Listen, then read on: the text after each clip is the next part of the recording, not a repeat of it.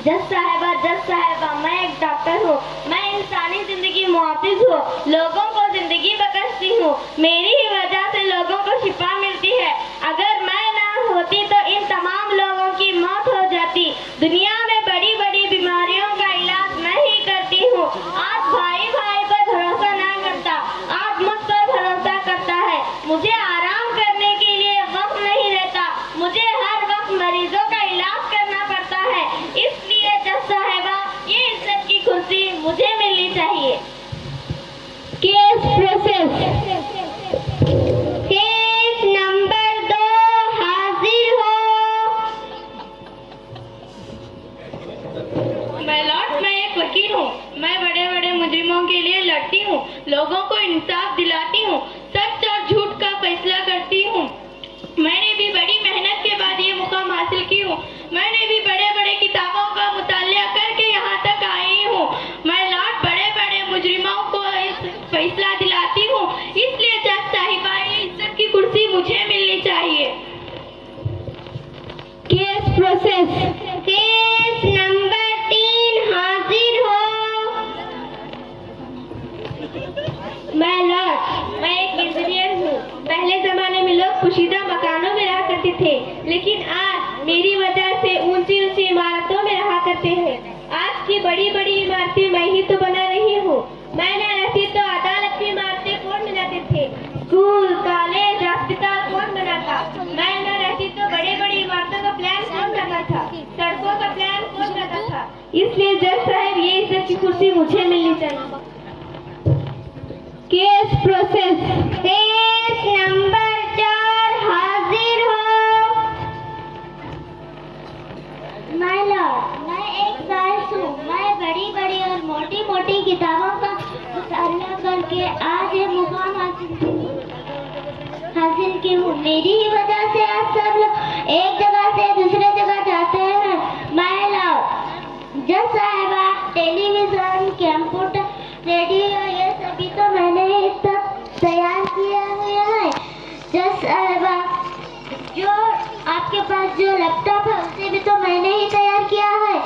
जो डॉक्टर के पास आला है उसे भी तो मैंने ही तैयार किया है।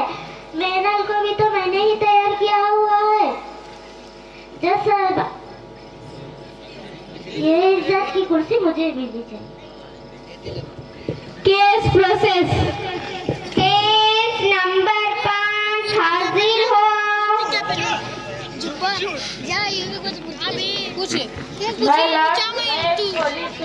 मैं आप सबको बताना चाहती हूँ कि मैं तरह तरह के मुजरिमों और देश के गद्दारों को पकड़ती हूँ।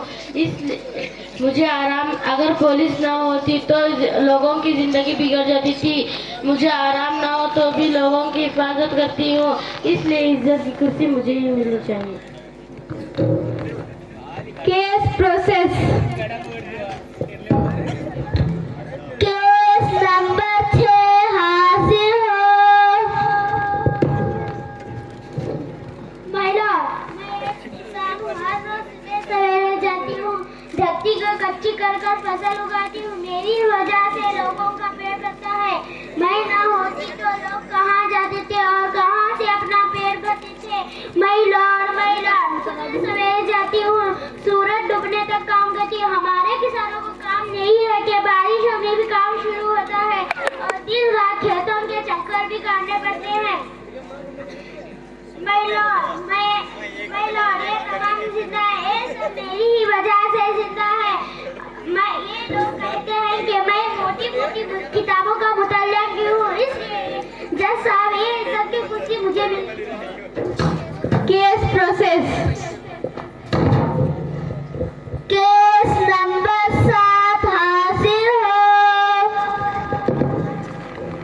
माय लॉर्ड, मैं एक उस्ताद हूँ।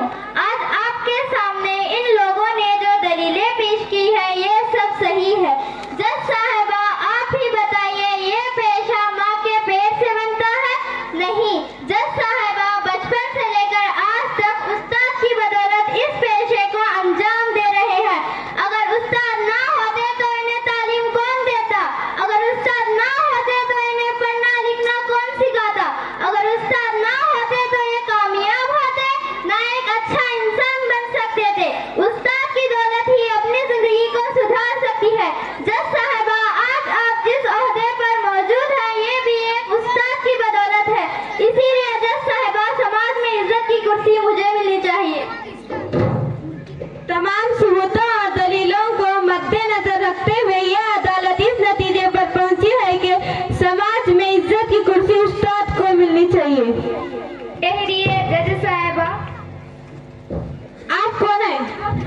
वालिदैन हैं।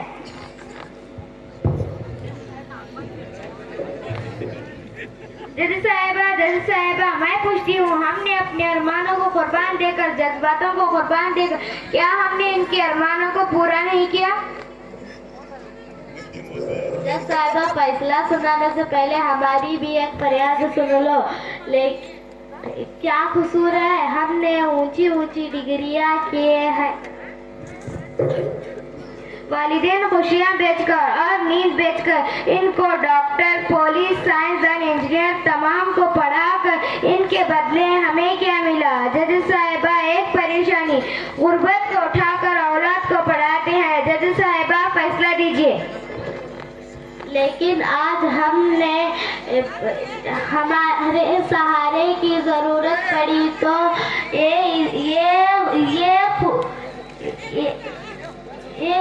ये गधे की कुर्सी पर बैठने के लिए हाजिर है। फैसला सही सुनाइए। जज साहिबा फैसला सुनाने से पहले हमारी भी एक फरियाद सुन लो। जज साहिबा तमाम वालिदैन के सबूत सुनने के बाद ये अदालत इस नतीजे पर पहुंची है कि समाज में ये इज्जत की कुर्सी सिर्फ और सिर्फ वालिदैन को ही मिलनी चाहिए।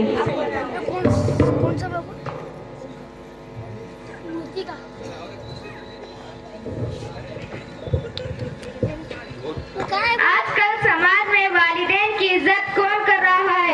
जब बचपन में हमारी देखभाल करके हमें ये मुकाम दिलाए हैं तो हमें चाहिए कि इनकी इज्जत करें। इसलिए माँ के कदमों के नीचे जन्नत है, बस जन्नत का दरवाजा है। वालिदैन राजी तो खुदा भी राजी। इस ड्रामे से आपको पता चला होगा कि ये इज्जत की खुशी किसे मिलनी चाहिए? माँ बाप को, वालिदैन को मिलनी चाहिए। अब यहाँ पर हमारे समाज में क्या है, हर एक अलग अलग पेशे वाले हैं। जैसा कि आप देखे थे, डॉक्टर है, वकील है, इंजीनियर है, साइंटिस्ट है, पुलिस है, किसान है और एक टीचर है। ये सब की क्या है, समाज में जरूरत तो है। इनको सबको पढ़ाना, लिखाना, डिग्रियां दिलाना ये सिर्फ और सिर्फ माँ बाप कर सकते हैं। जब पढ़ने के बाद, लिखने के बाद, बड़े बड़े ओहदे पर पहुंचने के बाद कभी अपने माँ बाप को नहीं भूलना चाहिए। तो इस ड्रामे से ये नतीजा मिलता है कि हमें अपने कितने भी बड़े क्यों ना ओहदे में जाएं, अपने माँ बाप को नहीं भूलना चाहिए। आजकल हमारे समाज में देखा जा रहा है कि खुद बाप दूसरों से अपने बच्चों की शिकायत करते हैं, हमारी बात मान रहा नहीं, हमारी बात सुन रहा नहीं, रास्ता छोड़ा हमारा लड़का, रास्ता छोड़ी हमारी लड़की, इस तरह बोलते हैं। तो माँ बाप का भी कुछ कसूर नहीं है। बच्चों को भी जरूरी है, वो चाहिए कि सबसे पहले अपने माँ की खिदमत करें, माँ का कहना माने, बाप की खिदमत करें और उसका साथ दें। इसीलिए कुरान में क्या है, अल्लाह ताला इरशाद फरमा है, माँ के कदमों के नीचे जन्नत है, बाप क्या है, जन्नत का दरवाजा है। तो आप सबसे मैं गुजारिश करता हूँ कि अपने माँ बाप की हमें इज्जत करें। अल्लाह ताला हमें क्या है, तौफीक भी दे के हमें अपने माँ बाप की इज्जत करें। शुक्रिया।